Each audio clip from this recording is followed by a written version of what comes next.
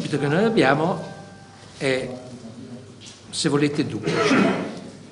Il primo naturalmente è di affrontare i problemi della banca, che vanno aggiustati.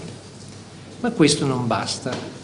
Significa anche avere una banca in grado di creare valore, cioè che deve stare in piedi. Semplice, lineare, soprattutto chiaro negli obiettivi. Così si è presentato il neopresidente Lanza alla prima uscita pubblica di oggi, in un giorno dove si è dato il via alla caccia contro i comandanti che hanno portato quella che sembrava una corazzata economica tra gli iceberg dei debiti non più esigibili e del dissesto finanziario.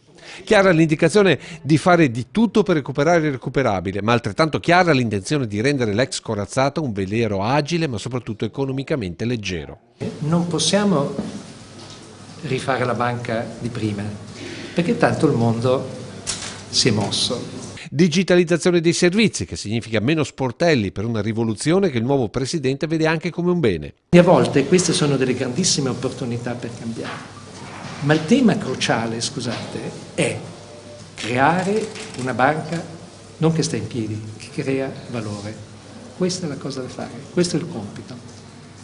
Allora, secondo me, parlare di licenziamenti, parlare di... per carità, sono cose importantissime, non c'è dubbio, ma il punto cruciale è la banca deve stare in piedi, deve creare valore. Questa dunque è la linea che verrà seguita anche a discapito dei tavoli di conciliazione richiesti con forza dalle associazioni di azionisti. I tavoli di conciliazione partiranno entro la fine dell'anno?